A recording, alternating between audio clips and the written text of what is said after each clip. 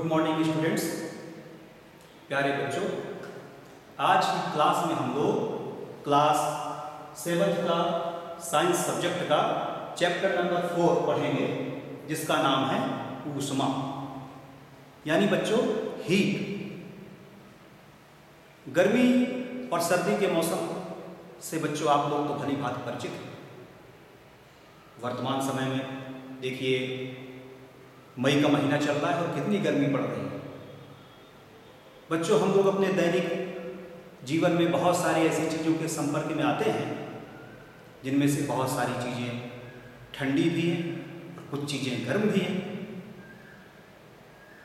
तो आज की क्लास में बच्चों इसी विषय पे हम लोग चर्चा करेंगे, ताप के विषय में, गर्मी के विषय में, अर्थात ऊष्मा के विषय में चर्चा करेंगे। तो बच्चों आसपास हमारे बहुत सारी चीज़ें हैं, जैसे गर्म चीज़ें हो गई चाय। आप लोग चाय पीते होंगे या दूध पीते होंगे, तो कैसे कितना गर्म है कितना ठंडा, इसका भी अनुभव आप लोग किए होंगे। इसी प्रकार आइसक्रीम हम लोग खाते हैं, तो आइसक्रीम कितनी ठंडी है ना।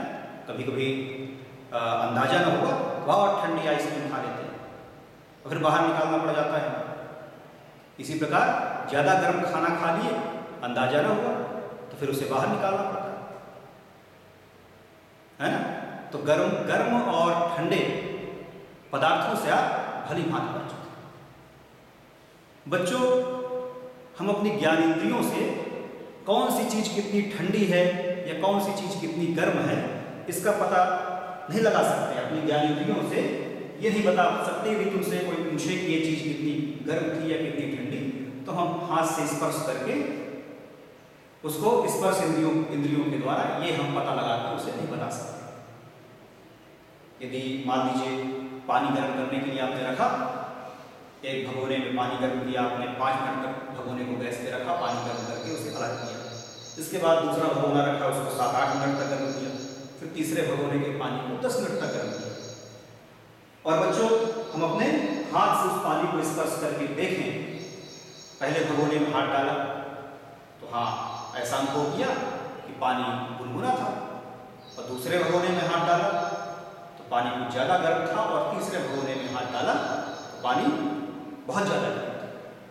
तो ये तो हम अपनी स्पर्श इंद्रियों द्वारा पता कर सकते हैं कि कौन सी चीज़ ज़्यादा ठंडी है या फिर ज़्यादा गर्म है। लेकिन कितनी ठंडी है या फिर कितनी गर्म है, इसका पता हम अपनी स्पर्श इंद्रियों के द्वारा नहीं लगा सकते। इसका पता कैसे लगाएंगे बच्चों? इसका पता लगाएंगे हम एक यंत्र के द्वारा। उस यंत्र का नाम है तापमापी, यानी थर्मामीटर। तो ताप का पता कैसे लगाएंगे? तापमापी द्वारा, है ना।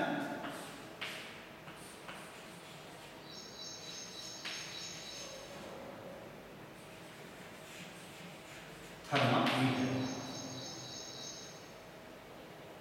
तो थर्मामीटर एक ऐसी युक्ति है बच्चों जिसके द्वारा हम किसी वस्तु का टेम्परेचर, ताप माप सकते हैं। अब तापमापी भी बच्चों 2 प्रकार के होते हैं, अलग अलग उद्देश्य से तापमापी बनाए जाते हैं।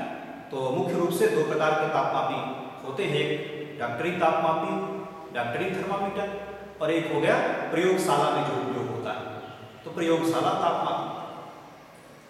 और देखेंगे इसका चित्र भी हम लोग देख लें, कैसा तापमापी होता है, इसकी संरचना देखेंगे बस 1 मिनट में। ये देखिए तापमापी आपका, ये कांच की एक खोखली नली, और इसके अंदर एक पतली खोखली नली। इसका आगे का भाग बना दें थोड़ा सा, ये तो ये कांच की खोखली नली होती है। इसको लिख भी दें, कांच की नली, कांच की नली। इसके बाद इसके अंदर एक और खोखली नली होती है बच्चों, जिसे केस नली कहते हैं। ये देखिए इसकी संरचना देखेंगे, ये और ये आपका थर्मामीटर हो गया। और इसके अंदर बच्चों पारा भरा होता है। क्या भरा होता है? पारा, जो एक धातु है जो द्रव अवस्था में, और ये पारा इसके अंदर भर दिया। इसका भी नाम देते हैं कांच की नली के बाद केस नली। केस नली हो गई, और ये हो गया पारा, इसके अंदर पारा, और ये वाला भाग हो गया बल्ब वाला, बल्ब वाला भाग। बच्चों ये थर्मामीटर के मुख्य भाग हैं, और ये जो संरचना बच्चों है इसे कहते हैं विभंग। विभंग, एक विभंग की संरचना हो। इस संरचना का बच्चों ये काम है कि जब पारा आगे तक बढ़ जाता है और इसका टेम्परेचर लेने के बाद पारा आगे तक बढ़ जाएगा और ये तुरंत नीचे न गिर जाए, पाठ्यांक पढ़ते पढ़ते नीचे न गिर जाए, तो ये इसे नीचे गिरने से पारा को रोकती है संरचना, ये विभंग कहलाएगी। और इसके बाद इसमें नंबरिंग रहती है। ये बच्चों ये लास्ट में इसे बनाए देते हैं। बच्चों इस डॉक्टरी थर्मामीटर का जो परिसर होता है, जो इसमें नंबरिंग है, तो वो 35 से लेकर 42 तक रहता है डिग्री सेल्सियस, है ना। 35 डिग्री सेल्सियस से 42 डिग्री सेल्सियस तक इसका परिसर रहता है। इसके अलावा बच्चों आजकल डिजिटल थर्मामीटर भी आ गया है। तो डिजिटल यानी अंक वाला थर्मामीटर आप लोग भी अपने घरों में उपयोग किए होंगे। तो उस थर्मामीटर से तापमान नापना ज़्यादा आसान है। उसमें अंक लिख के आ जाते हैं, जैसे आप घड़ी में अंक लिख के आ जाते हैं, कितना बजा हुआ है घड़ी, डिजिटल जो घड़ी आती है, उसी तरह का थर्मामीटर भी आ चुका है। तो डिजिटल थर्मामीटर, क्योंकि बच्चों इसमें जो पारा भरा हुआ है विषाक्त पदार्थ है ना, जहरीला पदार्थ। कभी कभी दुर्घटनावश से थर्मामीटर टूट जाते हैं, तो फिर इसको पारे को के कारण कई प्रकार के नुकसान हो सकते हैं और उसको नष्ट करना बड़ा कठिन हो जाता है। तो आजकल नए थर्मामीटर आ गए हैं, जैसे डिजिटल थर्मामीटर। इसमें टेम्परेचर नापने के लिए सेंसर का उपयोग किया जाता है। सेंसर के द्वारा वो तापमान शरीर का बता देता है। तो डिजिटल थर्मामीटर भी आ गए हैं। तो ये जो कांच का बना हुआ थर्मामीटर है बच्चों, तो इसके प्रमुख भाग हैं, और हम लोग तापमान जब मापते हैं तो इसके ये वाले इस वाले भाग को अपने मुंह में रखते हैं, जीभ के नीचे रखते हैं, या फिर हाथ के बगल में दबाते हैं। ताप मापते समय बच्चों सावधानियां भी कुछ हमें ध्यान रखनी चाहिए, क्योंकि डॉक्टरी थर्मामीटर का उपयोग जो है अलग अलग रोगियों को किया जाता है। यदि आपके घर का है तो कोई बात नहीं, यदि आप हॉस्पिटल जाते हैं वहाँ पर बहुत सारे पेशेंट रहते हैं, तो जो नर्स हैं या कंपाउंडर हैं वो अलग अलग रोगियों का टेम्परेचर लेते हैं, जिससे संक्रमण का भी खतरा हो सकता है। इसलिए वो लोग उसे साफ करते रहते हैं या एंटीसेप्टिक घोल में उसे डुबा के रखते हैं। हमें भी थर्मामीटर को एंटीसेप्टिक घोल से साफ करने के बाद ही मुंह के अंदर रखना चाहिए, जीभ के नीचे लगाना चाहिए, और 1-1.5 मिनट तक लगाने के बाद ये पारा गर्मी पाकर आगे की ओर बढ़ जाएगा, और जब आगे बढ़ जाए तब इसका तापमान हम लोग पढ़ सकते हैं। टेम्परेचर कैसे पढ़ेंगे? टेम्परेचर पढ़ते समय हमारी जो आंखें हैं वो और थर्मामीटर है वो लंबवत होनी चाहिए। ऐसे नहीं पढ़ना है नीचे से करके या इधर उधर से नहीं पढ़ना, उसको आंख के सीधे पे रख के तब तापमान पढ़ना है। और भी 1-2 सावधानियां तापमान मापते समय थर्मामीटर से। एक तो इसके आगे वाले भाग को, बल्ब वाले भाग को, इस भाग को हाथ से स्पर्श नहीं करना। जैसे आपने टेम्परेचर नापा तो उसके दूसरे छोर को पकड़कर उसका तापमान देखेंगे कितना। इस भाग को, नीचे वाले भाग को, बल्ब वाले भाग को नहीं पकड़ना। एक ये सावधानी। और ताप मापते समय एक बात और ध्यान रखनी होगी, जो हमारा पारा है, कि किसी एक रोगी का हमने तापमान नापा, कोई बुखार का रोगी, उसका टेम्परेचर हमने लिया, इसके बाद अगले का हमें नापना, तो मान लीजिए उसका 38 डिग्री सेल्सियस है या 40 डिग्री सेल्सियस उसका टेम्परेचर है। इसके बाद हमें दूसरे रोगी को उस थर्मामीटर को तुरंत नहीं लगाना है। इससे पहले हम देख लें कि उसका पारा नीचे गिर गया है कि नहीं, उस थर्मामीटर का जो पारा है वो नीचे खिसक गया है कि नहीं, उसको 35 से 35 तक कर लेना है, या 35 से नीचे झटका देकर हाथ से झटक कर उसे कर लेंगे। तो सावधानी पूर्वक उसे अच्छे से पकड़कर हाथ से झटकेंगे, झटका देंगे तो जो पारा है उसका थर्मामीटर का वो नीचे खिसक आएगा। या फिर दूसरा रास्ता है कि ठंडे पानी में उसे डुबा के रखेंगे कुछ देर, तो अपने आप पारा नीचे से खुलकर इकट्ठा हो। ये सब सावधानियां हैं थर्मामीटर का उपयोग करने से। तो एक बच्चों ये थर्मामीटर हो गए डॉक्टरी थर्मामीटर ताप मापने के लिए, और दूसरा होता है बच्चों प्रयोगशाला तापमान, प्रयोगशाला तापमान। तो ये आपका हो गया था डॉक्टरी तापमापी, और ये हो गया प्रयोगशाला तापमान। ठीक, ये तापमापी बच्चों इसी तरह इसकी संरचना रहती है, इसमें भी पारे का उपयोग किया जाता है, इसमें भी कांच की नली उसके अंदर केस नली रहती है, इसमें भी पारा भरा होता है। थोड़ा सा कुछ बातों पे इसमें अंतर है, क्योंकि प्रयोगशाला में कई बार हमें बहुत ज्यादा गर्म पदार्थों का भी, द्रवों का भी टेम्परेचर लेना पड़ता है। इसके लिए कुछ बातों पे इन दोनों तापमापी पे अंतर है। एक तो अंतर यह है कि इसमें खूब बच्चों बना होता है पीछे की तरफ, तभी हमें उसको काफी देर तक एक थर्मामीटर को किसी क्या कहते द्रव पदार्थ जो गर्म हो रहा है उस पर टांग कर रखना है, तो उसके लिए खूब ऊपर बना होता है। और साथ में एक अंतर जो मुख्य है कि ये अलग प्रकार के कांच का बना होता है। इसका कांच जो प्रयोगशाला तापमापी है, इसका जो ये कांच है ज्यादा कठोर रहता है, ज्यादा गर्मी सह सके, इससे टूटे नहीं।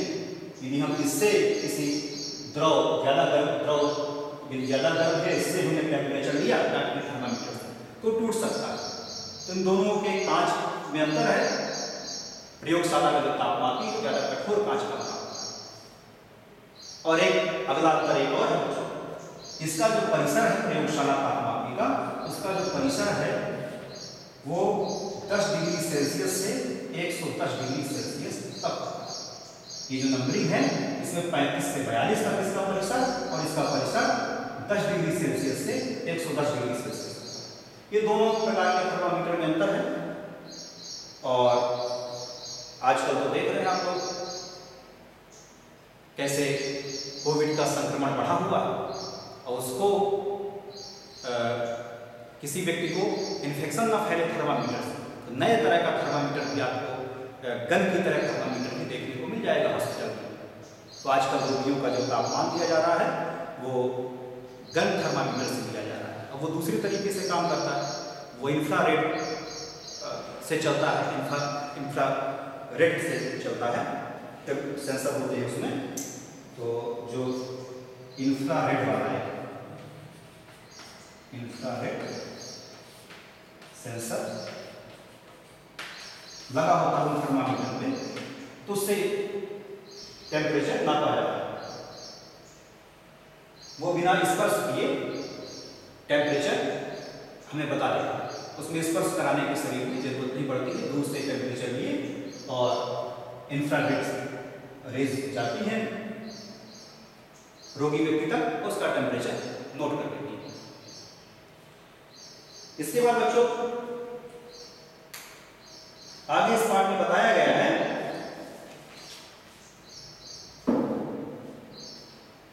कि ऊष्मा का स्थानांतरण, गर्मी का स्थानांतरण कैसे होता है। ऊष्मा का स्थानांतरण आगे हम याद में, ऊष्मा का स्थानांतरण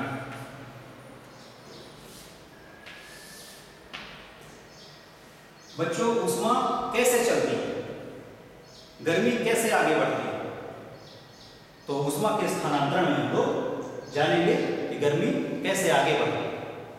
बच्चों ऊष्मा का स्थानांतरण 3 तरीके से होता है। पहला तरीका है चालन, चालन विधि द्वारा ऊष्मा का स्थानांतरण। चालन विधि द्वारा ऊष्मा का स्थानांतरण कैसे होता है।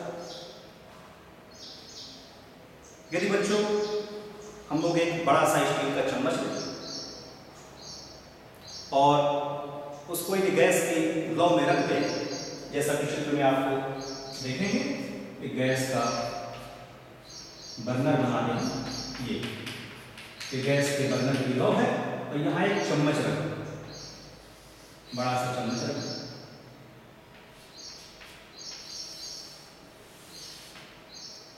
कुछ देर तक इसे गर्म करेंगे और कुछ समय पश्चात हम देखते हैं यदि हम इस चम्मच का दूसरा सिरा छुएंगे तो हमें बहुत गर्म लगेगा।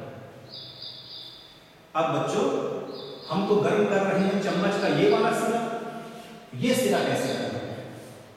तो यह इसी विधि के द्वारा गर्म हुआ है, चालन विधि के द्वारा।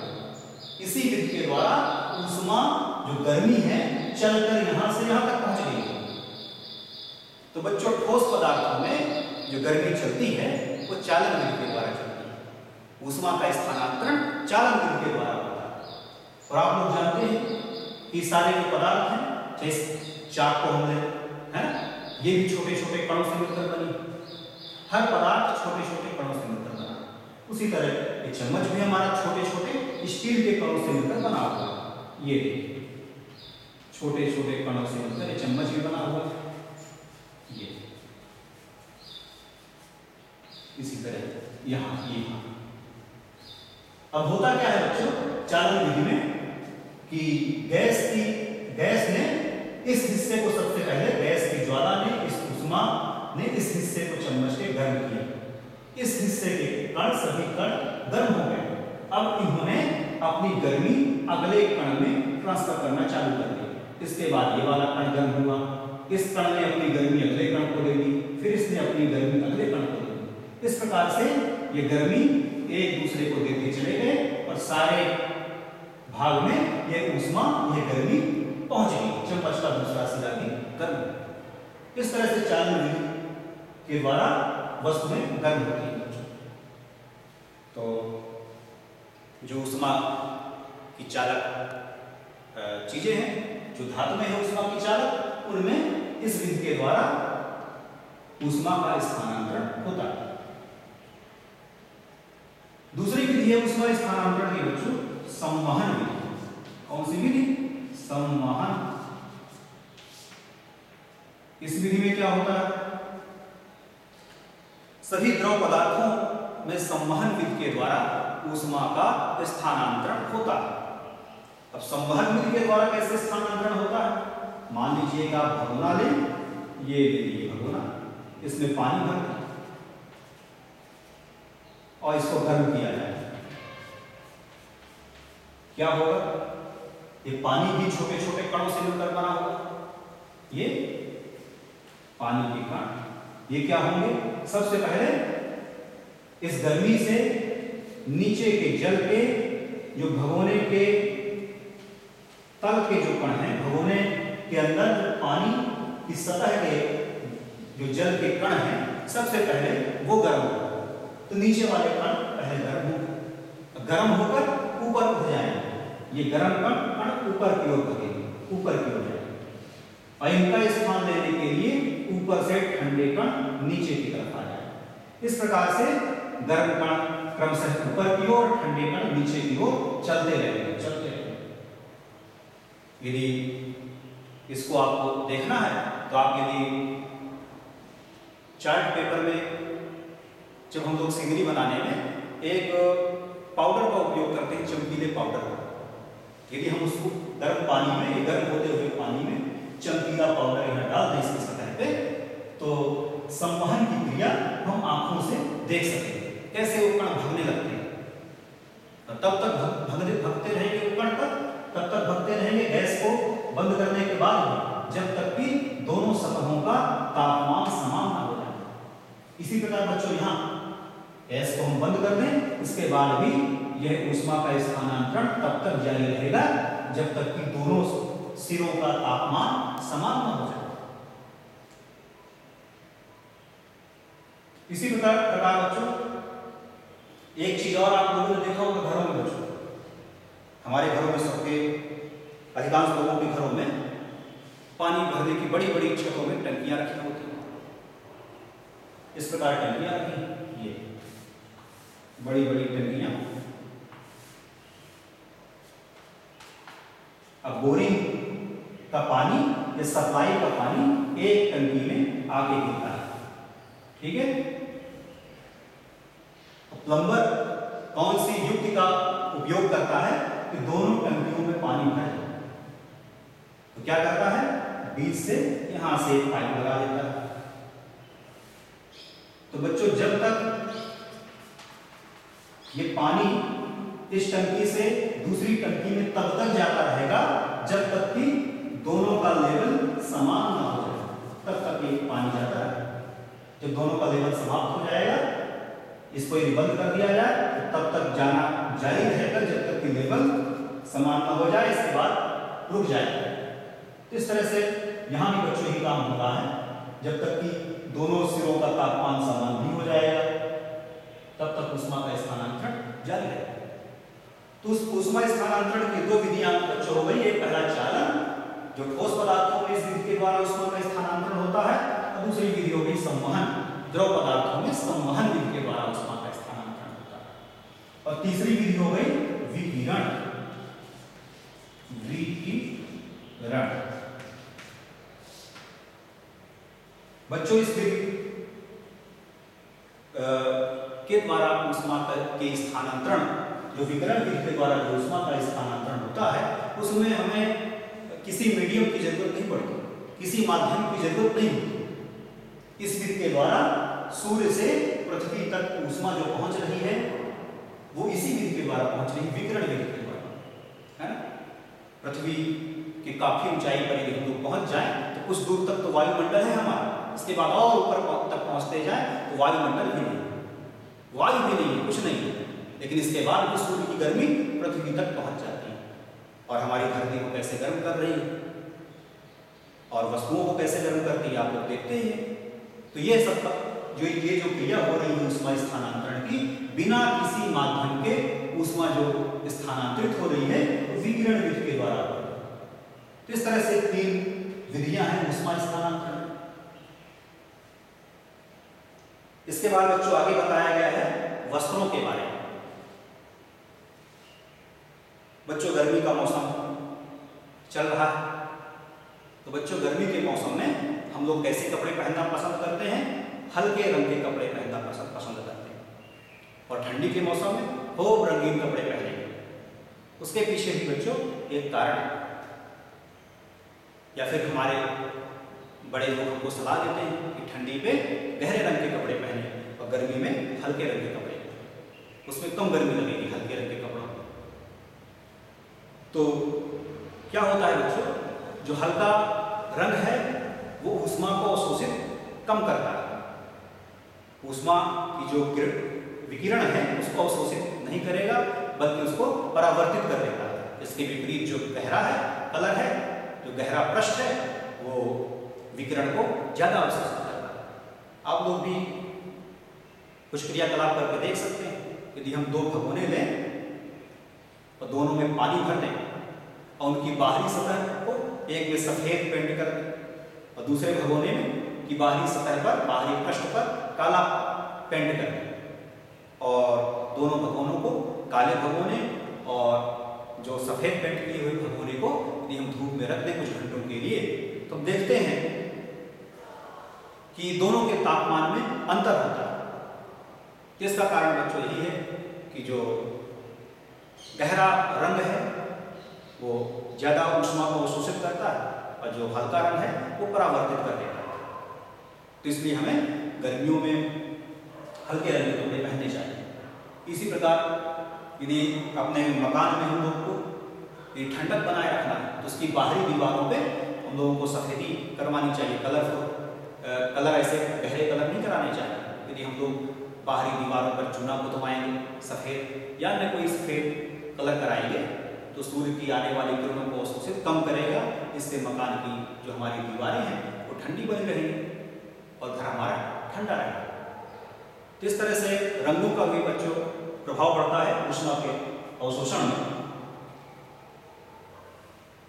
यदि सर्द का मौसम है तो गहरे रंग के कपड़े पहनते हैं, तो एक तो कारण कलर का पड़ जाता है बच्चों, दूसरा जो ऊनी वस्त्र हैं यदि रंगीन है तो वो तो किरणों को खूब अवशोषित करेंगे ही, और साथ में एक कारण से और हमें गर्म रखते हैं वो, क्योंकि हवा को वो ट्रैप कर लेते हैं, उनमें हवा जो है फंस जाती है उनके रेशों में, तो इसलिए और वो हमें गर्म रखते हैं। यदि